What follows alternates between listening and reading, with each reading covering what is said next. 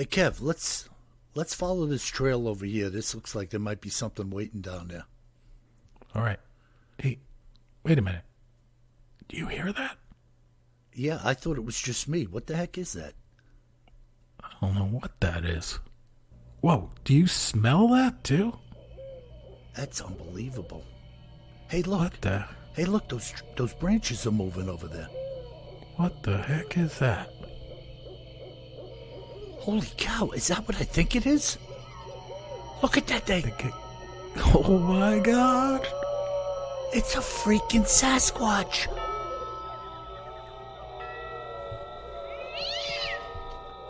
Welcome to Bigfoot Terror in the Woods, Sightings and Encounters. I'm your host, W.J. Sheehan. Hello, everybody, and once again, may I welcome you to this, our fine podcast. My name is W.J. Sheehan, author of the series Bigfoot Terror in the Woods, Sightings and Encounters, and we're so glad that you joined us today. Well, we have a power-packed show in store for you today, and we're going to get down to it momentarily. But for those of you who are new to the show, all of my writings are available in paperback, ebook, and Kindle format at Amazon.com, as well as a number of the books currently available in Audible or in audio format at Audible, Amazon, and iTunes. So please take advantage of that. You'll get a lot of listening or reading pleasure out of it, and you'll be helping us to continue do what it is we do. And now, may I introduce to you all my brother and co-host, Kevin Sheehan. Come on in, Kev. Hey, Bill, how's it going? Super duper, man. I'm chomping at the bit for today's podcast. I got some really interesting information here. Not that anything is uninteresting when it pertains to Bigfoot, but this is a really cool account I have in store for the listeners today. Awesome. Yeah. Awesome. Yeah, there's plenty of grist for the mill out there. You know, people, folks, we get emails all the time from listeners, which is really what this podcast is all about. It's probably 50% us and 50% you. So we encourage you, if you've seen something or heard something or have a story handed down generationally, to reach out to us at our link, which is BigfootTerrorinthewoods.com. Hit the contact button and tell us what you have to say. I mean, this is a give and take format here, right, Kev?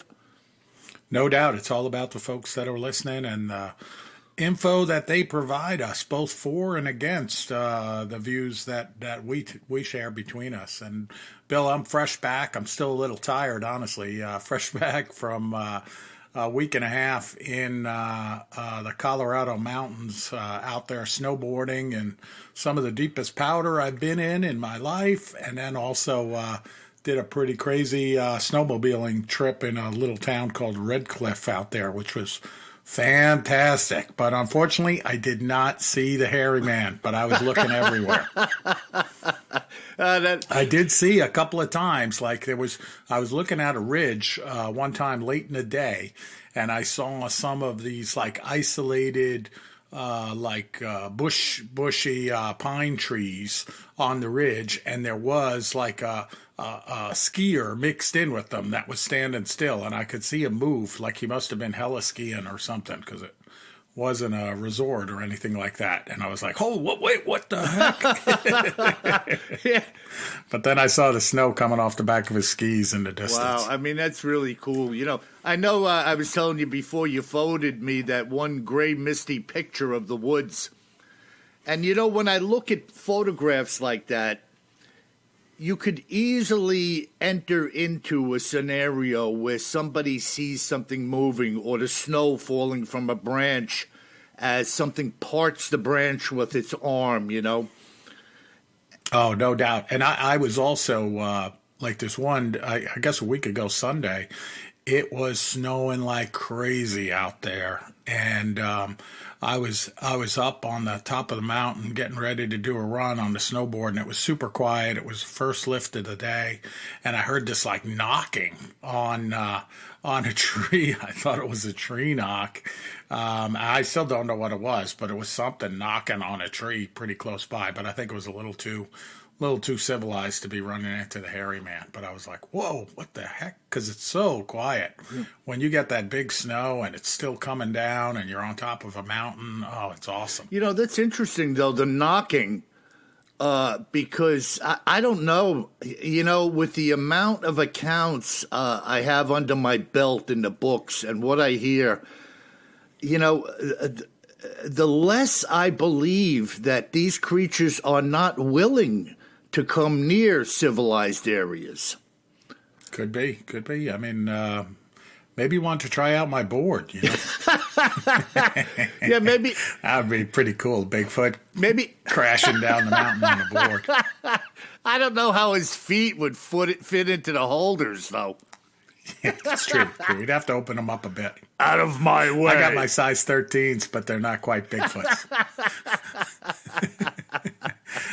But by the way, folks, if you're ever out there, and if you're a skier or a snowboarder and you're on a chairlift and you see a guy next to you that has Bigfoot stuff all over his snowboard, that's probably me. So make sure you say hello. Awesome. So what do you have tucked into your lapel today for us? Oh, we got a good one, Bill. Because you know what I like? Creepy stuff and old stuff. We got the combo here. All right, the creep old. Yeah, so this is called the Van Meter Visitor. Oh. Have you heard of this one? No, but already it's kind of giving me the creeps. Van Meter is like, when I hear Van anything, I'm thinking Transylvania, Well, this Van Meter is a town in Iowa. All right. That was laid out in 1869, and the city was named for a gentleman named Jacob Rhodes Van Meter. Huh. So, and also, by the way, no offense to anyone out there named Jacob, but if your name is Van Meter and your first name is Jacob, that's like extra creepy. But they were Dutch settlers from the Netherlands, so some Dutch folks. Uh-huh. And this town was incorporated in December 29th, 1877. So this Van Meter visitor, get this, Bill, it's a winged creature with a glowing horn that caused terror over a period of a couple of months in this little tiny Iowa town 117 years ago. Unbelievable. We're talking, this is, the town was formed in the 1870s, or this is when this event happened? No, the event happened in 1903. Oh, okay. So not long, 15 years after the town was settled, or did I do my math wrong? I guess 25 years after the town was settled. Wow. That's interesting. Yeah, so get this. So in September and October, it happened over a period of about 2 months, there were multiple instances of people claiming to have seen a winged bat-like creature in and around Van Meter. So you might be like, well, a bat-like creature, that's not that special. Uh-huh. Well, this thing was about 9 feet tall. Holy cow. Yeah. Where did you dig this up? What periodical or whatnot was it in? It was they had like an anniversary for the town, 100 centennial celebration going back a few years, and there was some big write-ups about it in the Des Moines Register. The town of Van Meter is pretty close to Des Moines, Iowa, or West Des Moines, Iowa. And then a gentleman we'll mention in a little while wrote a book about it, or a few gentlemen wrote a book about it. Wow. Which sounds pretty interesting. Yeah, no, it's incredible. I mean, these winged demons or whatever they are, I mean, it all falls back to the most famous, which is the Mothman. This is similar to that, by the way, where it was seen by a lot of people over a short period of time, relatively short period of time. but multiple sightings, and in this case, too, multiple creatures. Wow. So we've got this Van Meter. We've got the Mothman. We've hit on the Jersey Devil. All of these are winged, strange-looking, giant creatures. Exactly. Giant creatures. Unbelievable. Yeah. Yep.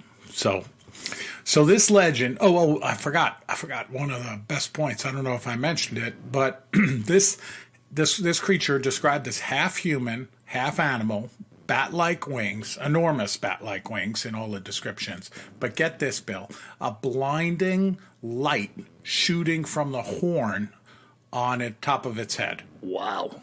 It's like I've never heard anything like that. No, it's like a freaking ray gun in an old... Exactly, and some of the sketches, which I'll put up on BigfootTerrorInTheWoods.com, it looks like something you never, ever could imagine seeing with like a ray shooting out of the top of its head like a ray gun. Now, what does the ray do? Does it stun people or... No comment on what it actually does. Good question. And maybe it can set it to different settings, like stun or kill. It's like a full-ton torpedo. Exactly, like a Star Trek phaser.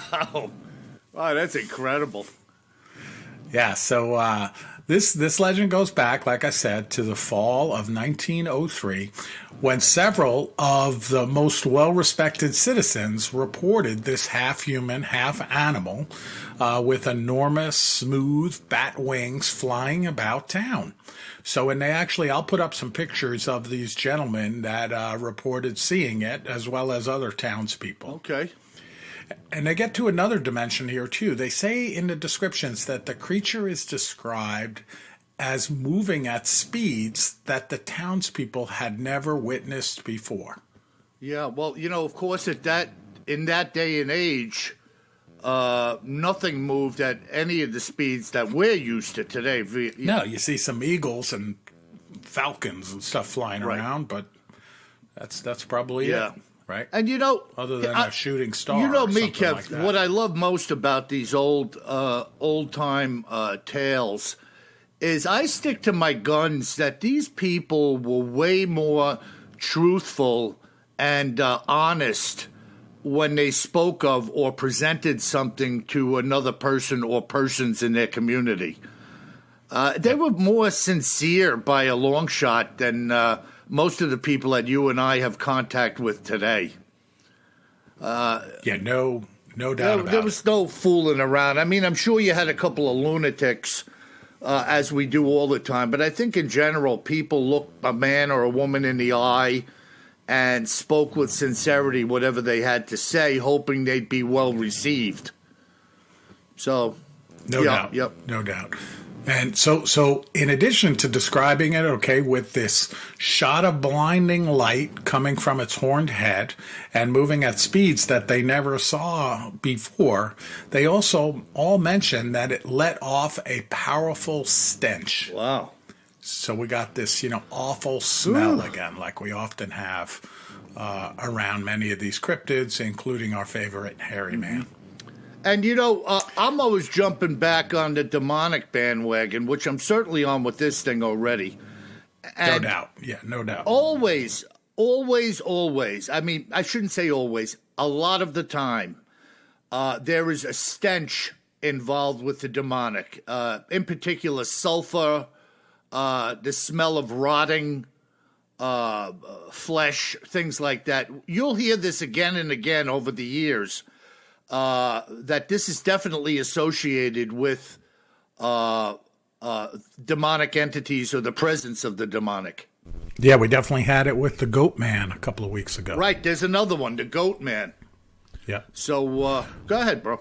So this is pretty good. So, following your advice, Bill, of always packing a little lead. So the townsfolk were out there, and they encountered the creature several times, and they fired their guns at it on many of the occasions. But it appeared to have no impact on the creature, no matter what range they were at. Wow. So that's pretty wild, right? Yeah, and I'm sure a few of these guys knew how to shoot.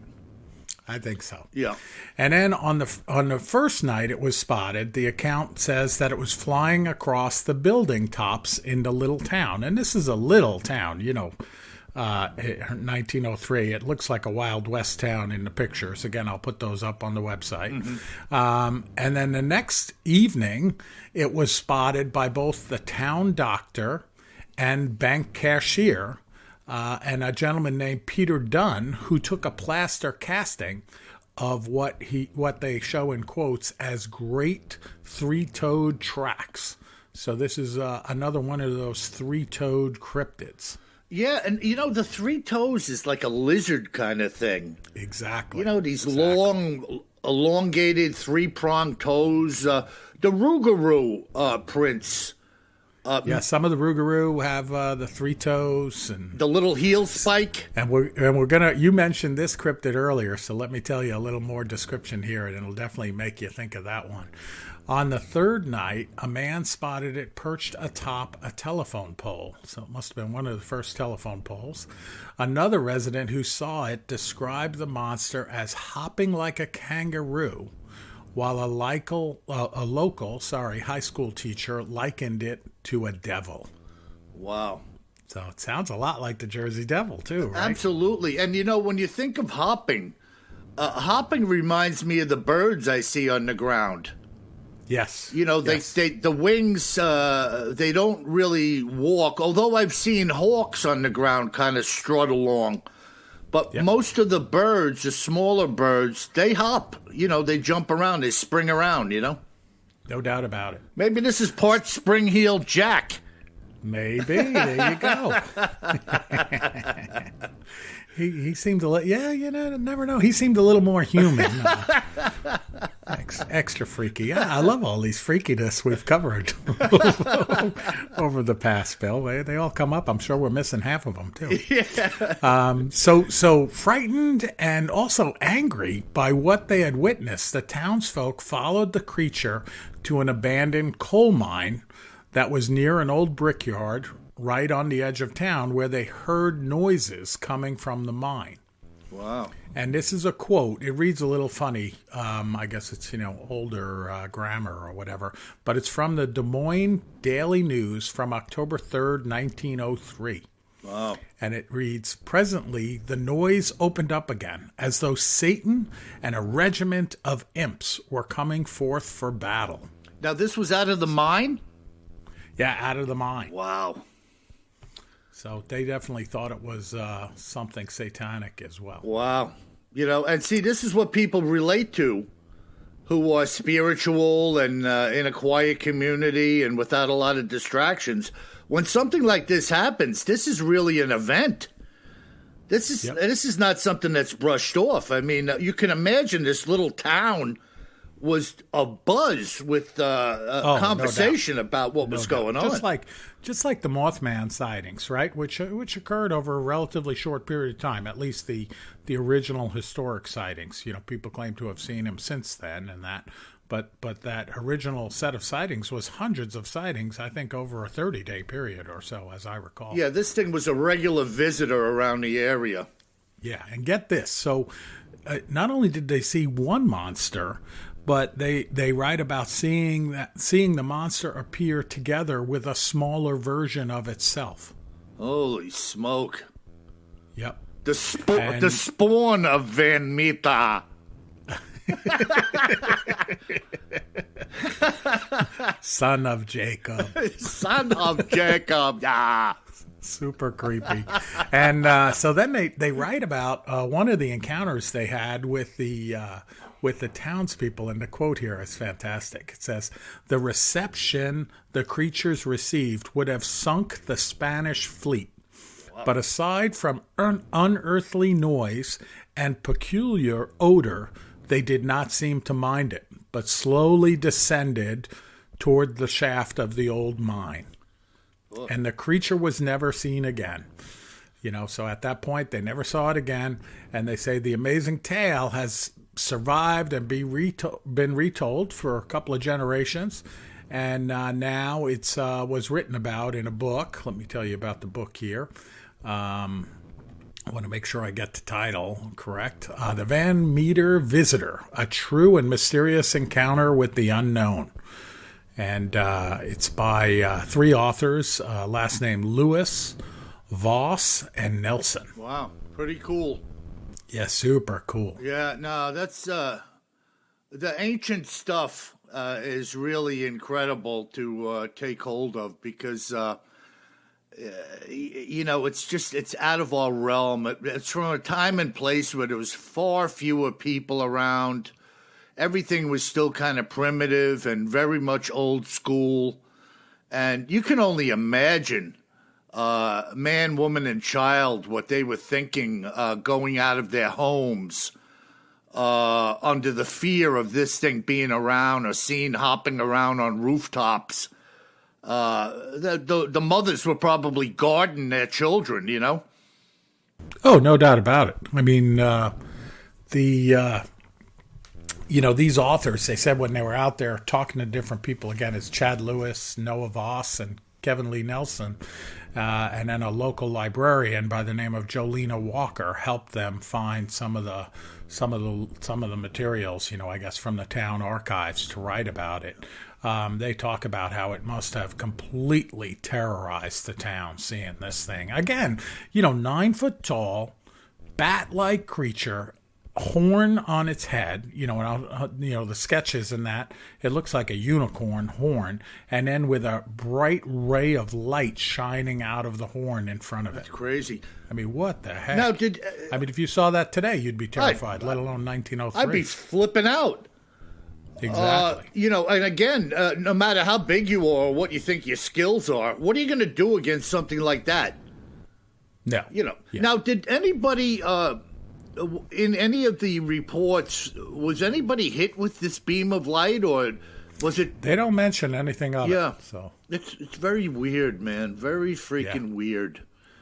Yeah, I would say though, definitely some kind of demonic thing. It does definitely suggests, that it was something that was conjured up. Yeah. And then disappeared.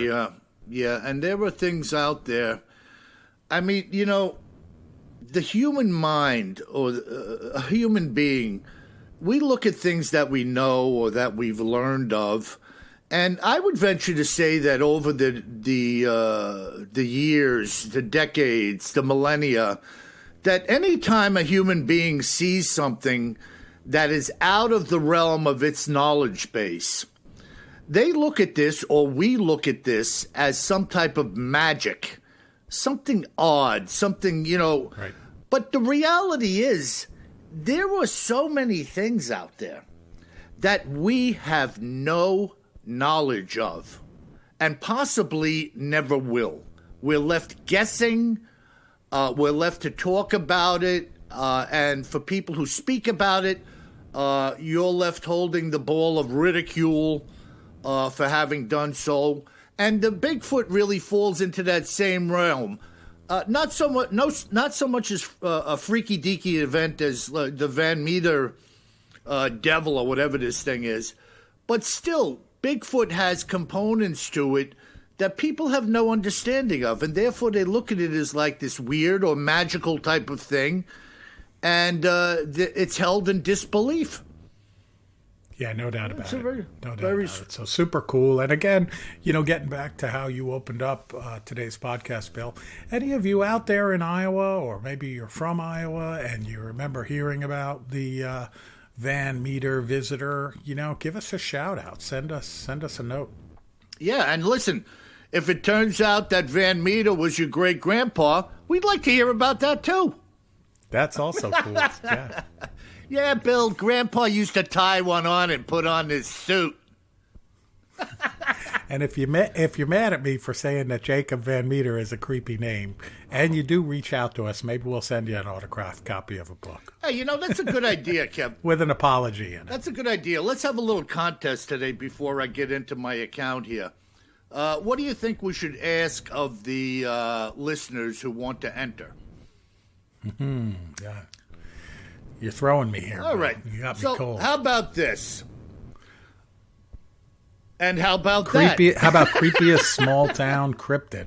Yeah. Tell us, contact me and tell me what is your favorite cryptid aside from Bigfoot. And I'm just going to toss them into a hat, and one of you guys is going to win an autographed copy of one of my books. How's that? And I would include, like, why is he your favorite, too? Yeah, just give me a little hello and tell me a little bit about it. And who knows, if we haven't spoken about this cryptid, maybe we'll do a little spot on that, Kev. No doubt about it. I'm, always open to some new ideas. Okay, so now, for those of you who don't know me, and for those of you who do, if you've read some of the volumes of my book, I actually have two accounts that I've named the Bone Pile. And for obvious reasons, as you read them or hear about them. But I've also heard through other people in the Bigfoot community over the past several years of other accounts of people finding piles of bones relative to what is believed to be the Bigfoot creature. And I like this particular bone pile account because this guy had the wherewithal to do a little experimentation, a little proving out, if you will, of what he felt and what he saw to kind of bring it to its conclusion, at least in his own mind. So let me dig into this here and just follow along carefully. And again, this is why I like many of the listeners who write in and tell us about accounts, because they have an eye for detail, being experienced woodsmen and or hunters or trappers or whatever it may be, that the average person does not hold. We don't know what you know because you're out there and we're not. So listen in here. This is really, really unusual. This story came to me by way of a fellow named Terry Wade, a resident of the state of Washington. And just listen in here as we hear what Terry had to say. As I thought about having this discussion with you today, I felt it would be best to lay a little groundwork as to who I am and what I do. It may help to add credence to what I am about to say to both you and your readers. First of all, I am a third-generation grocer and now food wholesaler. This business, which I now run and own, was started as a grocery store in New York in 1905. Today, having taken over the business many years ago from my father, we are strictly a wholesale vegetable distributor to the restaurant and food service industry, predominantly in New York, Connecticut, and New Jersey. I have a great managerial staff and employee base that affords me a surplus of free time, with me being able to accomplish most of what I have to do via phone and internet. Since I don't really need to be there, except for the occasional fly-in, I have lived in numerous locations throughout the country over the past 20 years or so. Currently, I'm in Washington. Now, in preparation to talk with you, he was speaking with me, I was trying to settle on a number in my mind as to how many days I have spent in the woods hunting. To the best of my knowledge, I came up with somewhere between 12 and 1,500 days on the hunt. So this is a guy who is spending a lot of time stomping around in the woods and hunting game. This would be inclusive of both small and large game, including waterfowl and 8 safaris. Yeah. I am reasonably proficient in the disciplines of rifle, shotgun, and bow, and consider myself at this point in the game a decent tracker as well. I have seen a Bigfoot, but that's not why I contacted you. I contacted you about some evidence that I had found and a little experiment that I did in hopes of furthering the cause of Bigfoot being real. It's not that I need anyone to convince me, you understand. So I like this guy already, and we're getting into it here. Now, listen closely. In the fall of 2006, while stalking some deer in the fringes of the Piacetin Wilderness, I had a large Bigfoot pass above my position on a hillside while I was on the hunt below.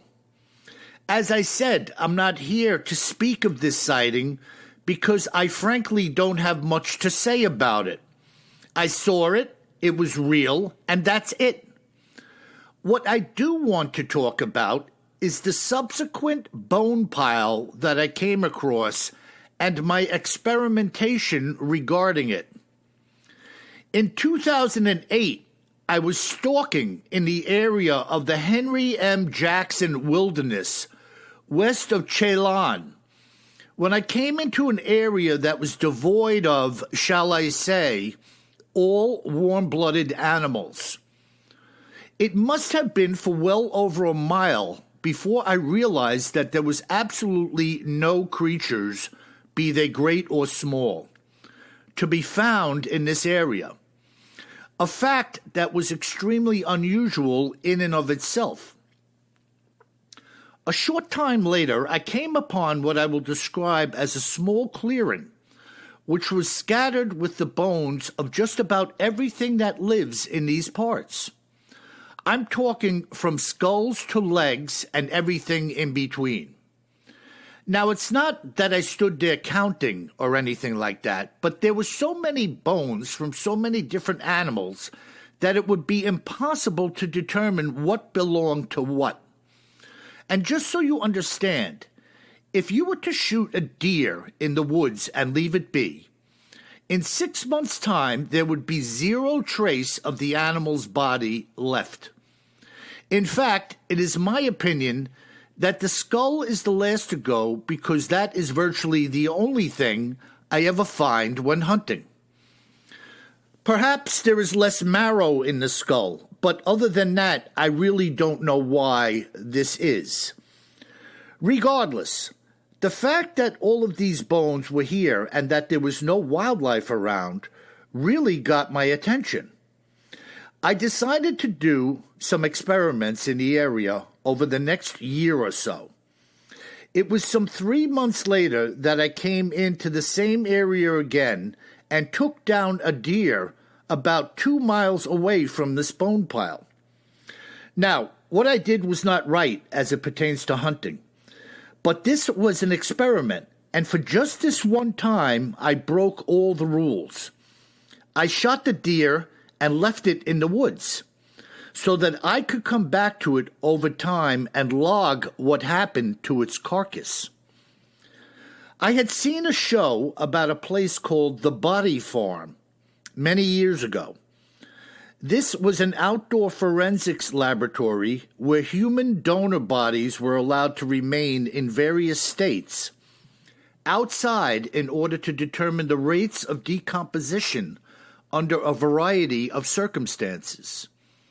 This study would then better enable law enforcement to determine the time of death for bodies found buried, laying in the woods, or even in the trunks of cars, for that matter. As far as the deer was concerned, and my inability to come in here every day, I had determined that somewhere between 4 and 6 months was needed for this deer to vanish without so much as a trace.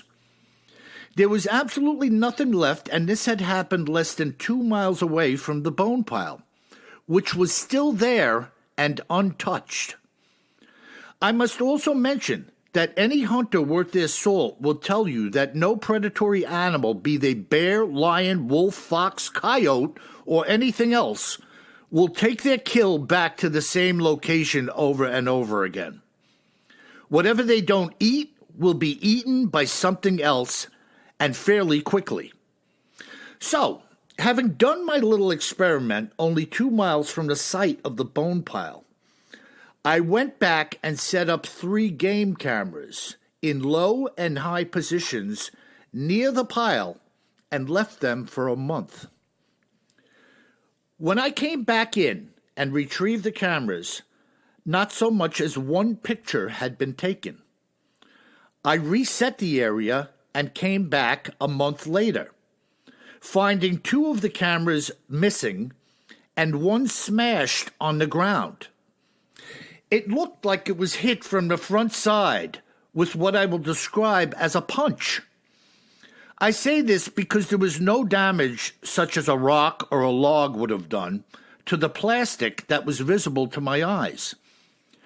I took the camera home and disassembled it on my workbench in hopes of salvaging the card. Thankfully, it was unaffected by the assault. When I reviewed the card, there were 2 pictures. In the first image, I saw what appeared to be the dark fingers of a hand that must have come from the side into view, but it was very fuzzy. The second image was completely dark, as though the lens was facing or being held against something dark in color. And that was it. So, after having performed my experiments, my own personal conviction is this. The bone pile is a place where a Bigfoot is returning to over and over again to eat. For what reason, I don't know. Secondly, the animals in the area surrounding this place will have nothing to do with what this creature had touched, steering clear of the entire area for quite some distance. Again, the reason for this being a mystery at this time. It's also rather remarkable that as I came into the area the first time, it was at about a mile away that all life was seemingly gone in the woods. And yet, at 2 miles distance, my deer had been completely consumed. This made it clear to me that the Bigfoot, if it was in fact a Bigfoot, that the Bigfoot's saliva on these bones, or something about it, had created a large barrier of some sort around its kill site. At least one thing is now clear in my own mind. Nothing in the forest wants anything to do with Bigfoot. Within any other species, animals will contend for another's kill. And if nothing else, they will return to get their fill of what another may have left behind. Super cool. You know, and I like this guy, Kev, because it's a great account, especially coming from someone that is, probably one of the strongest outdoorsmen we've heard from, and we've heard from many. Yeah, and in particular, what I like about this man is that he's forthcoming with his own personal beliefs as to what he discovered or did not discover, but he's also at the ready to say, I don't know. Right. So what it is, it's like the old saying in my books that I use again and again, or the people use again and again. I know what I've seen, and that's it. Right. What can I tell you? I saw a helicopter fly over my house this morning. I saw a Bigfoot when I was skiing in Breckenridge. What do you say? Yeah, I can't, for some reason, I just can't recall what the name of the town in upstate New York with the famous Bigfoot sighting, right, where the law officer, policeman, says, I'm standing there and I'm looking straight in the eyes, close by. I think it was like off of the fender of his police cruiser. I'm looking at something that I've been taught my whole life did not exist, but yet it's there. And there it is. And by the way, that's Whitehall. Thank you. Yeah, so, I knew you knew the name. But so, here's this guy. He does this elaborate experiment. He kills a deer in an area where he's wondering maybe this is out of range of something happening. But lo and behold, his deer gets consumed. There's nothing left when he comes back. And yet, within the boundaries of this bone pile, the bones are intact and there every time he goes there, which just doesn't happen in nature. I mean, we had that fellow months and months and months ago who told me personally, that was the hunter down in Texas, by the way, boar hunting. He was the guy who told me about hares and rabbits and ground squirrels and porcupines. Porcupines, yep. They have to gnaw on these bones to keep their teeth from growing out of their head. And it just does not happen where bones and piles of bones are left around basically forever. So yeah, he also talks about the weird stuff going on with his trail cams, right? I mean, it reminds me of I finally caught up on Expedition Bigfoot. That's the name of the show, right? Yeah, Phil? no, that was excellent. Where they have the trail cams set and they appear to have been moved, and then they finally do catch the image of, what looks to be like from the hip down of the leg of a Bigfoot. Yeah, and relative to their own experiments on that show, take note of the fact that in many frames, the camera was triggered, but the camera was also facing into a dark woods. And it was very difficult, of course, in the course of a show where we really can't freeze it and scrutinize it. But, who's to say that if you looked at that picture really closely, there may be a darker image inside of the overall dark image. Now, my buddy Nate Bowling. Nate, by the way, hello down there, you and your buddies. Good to hope you're listening, and good to know you. Nate goes out in Bama area, I think around the Tennessee River and some other areas over there. And they're out at night looking for these boogers. And he's got a couple of shots, one in particular that's very interesting, where if you didn't freeze it and study it carefully, you'd miss it altogether. But there is the dark outline of what certainly appears to me to be an enormous, broad Bigfoot creature in the darkness. And again, if you didn't study it and you just flashed through the picture, you'd think there was nothing there. So it's unusual, and obviously the hunt continues here. We have people all over the place that are trying as best they can with their own resources and time to make some sense out of this. And you're all greatly appreciated by myself and my brother, by the way, for your work.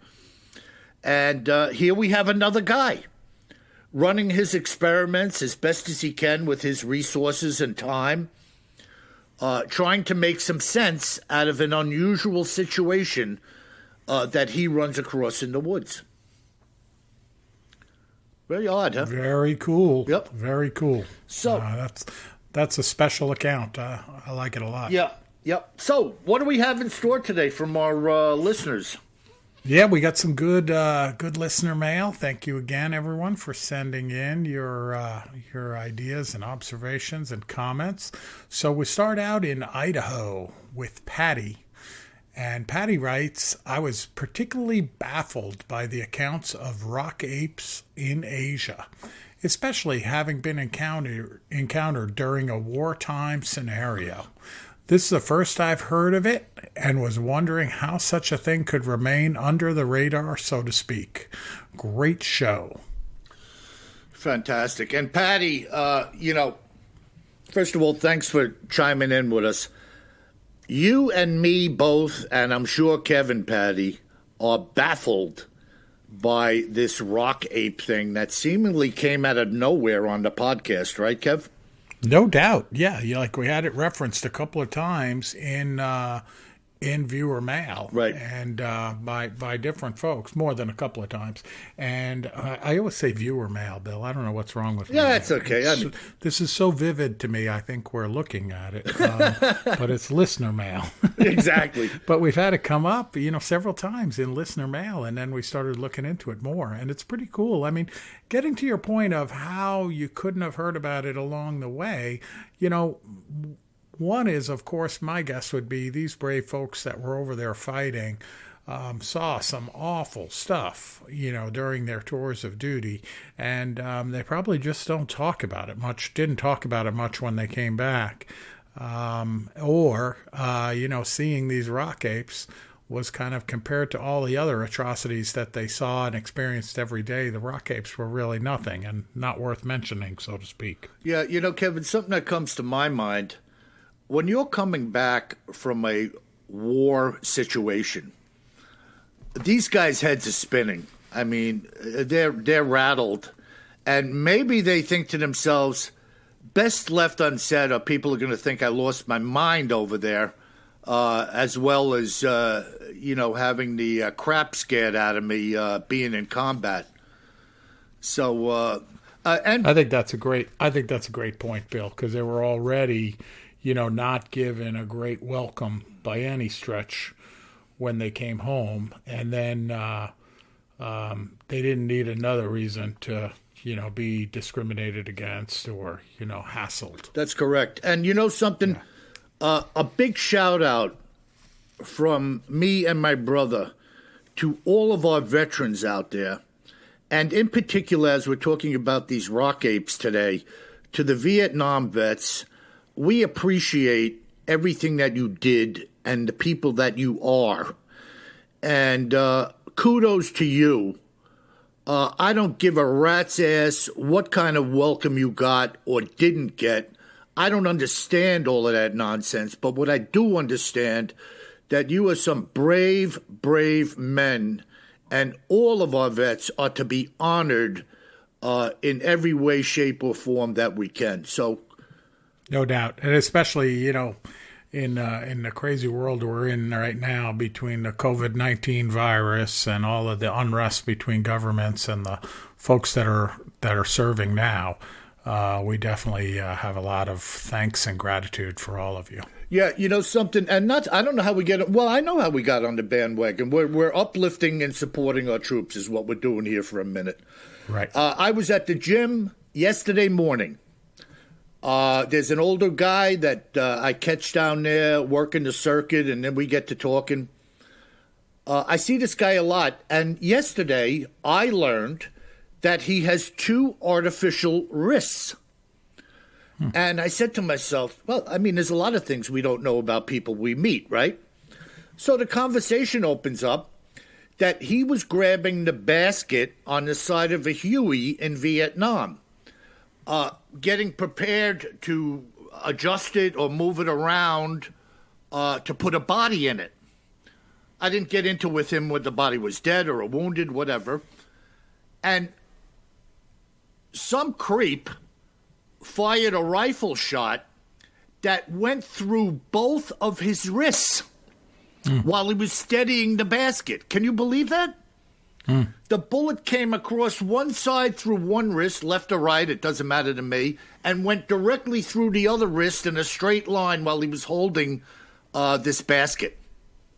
Wow. Yeah, just incredible. So, again, guys, we love you, we appreciate you, and God bless you is my sincere prayer. Yep. All right, let's go to Willard in Scotland. I don't have a good Scottish accent, Bill. How about you? Well, I will say that Willard's probably a strange fella. But Willard writes, these stories are mind-boggling. I especially like some of the more ancient ones that you dig up. You are correct in that during older days and times, people were bound by their word to one another, with their stories and accounts meaning much more, perhaps, than in today's society. It is fascinating to me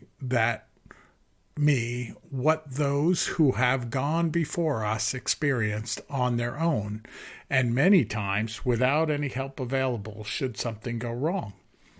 truly, the American pioneers, your American pioneers, Willard writes, were very brave people indeed. Keep the stories coming. Wow. Yes. Good stuff, Willard. Yeah, Willard comes from Scotland, which has a very rich and ancient history. And they've had their trials and tribulations, as we all know as well. Yeah, definitely some battle-hardened warriors coming from that soil. No doubt. But he has the wherewithal to recognize that our own settlers, having come over to a new land, definitely had their hands full and their share of fearful events to deal with. And there is no doubt that people who encountered these creatures were not fooling around. I mean, they just, and we learned that from Teddy Roosevelt's book, The Wilderness Hunter. He was just describing what he seen and what he saw and what he experienced, and sharing it with you. And I think, Willard, you're correct that these people were brave, and a man's word was his bond. And if they said they saw something, and you made a face or mocked them, you might be in a fist fight in the street. No doubt. No doubt. So now we go to the great state of Texas from Arnie. And Arnie writes, there seems to be no end to the activity in and around, Bill, what place in Texas? It's got to be the Big Thicket. The Big Thicket, yes. We get a lot of mail from the Big Thicket. So he says again, Arnie writes, there seems to be no end to the activity in and around the Big Thicket. Many investigators are hassled by the authorities going into the area. What is your opinion on why they would do so? Love the podcast. You're both the best. Well, thanks, Arnie. Yeah, awesome. I think I may have mentioned it before, Bill, but I certainly think the authorities have a tough job to do. So they hear of these sightings and things like that, and it brings out the crowds. And the crowds are made up of, good people and bad people, but probably around the Big Thicket, all the people are loaded for bear. Yeah, there's no doubt about it. Some automatic, semi-automatic weapons, and they're all going into the Big Thicket, perhaps, and, could shoot at anything that moves at that stage. Yeah. So my takeaway, Arnie, would be that they're probably just trying to protect you. Of course, I'm sure there could be theories and are theories that it's a bit of a conspiracy and they're trying to hide something. But I tend to come down on the side of, these people have a difficult job to do. They might just be trying to protect you from one another. Yeah, and I'm sure some of these guys in law enforcement are encountering some real arrogant SOBs out there when they're doing their job, and people marching around with really real, not that any weapon isn't deadly, but you know what I'm getting at, Kev. Oh, yeah. And generally in Texas, and I'm not saying it's a bad thing, generally the folks are, often armed better than the police are. Yeah. Well, I think some of the... I got a funny story I think the listeners will like, and you'll like, Bill. I don't think I told you this, but from one of my friends that I used to work with. He's a resident of the great state of Texas, and he was telling me that one time he and his wife were driving along. I think they were driving between Dallas and San Antonio, and they got pulled over by a Texas state trooper. And the trooper came to the side of the vehicle and said, before they asked for the license and registration, they said, do you have any weapons in the car that I should know about? And I'll mess up this inventory, but I'll get it close. And he said, well, yes, I have a Glock 9mm on my ankle. My wife has one in her purse. There's another handgun in the glove compartment, and there's a MAC-10 and a shotgun in the trunk of the car. This is true. This is a true story. And the trooper said to him, I won't say his name, but we'll say it's Mr. Smith. He said, Mr. Smith, what are you afraid of? And he said, absolutely nothing. True story. I love that. I love it. Yeah. And all the weapons were legal, so he didn't get in trouble. The policemen, like in a lot of states, they ask you when they come up, just for their own safety, like if they ask you to reach into the glove box or something like that, do you have any weapons in the car? Yeah. So we went through the whole inventory. It's fantastic. My favorite part, Kev. What are you afraid of? Absolutely nothing. Absolutely nothing.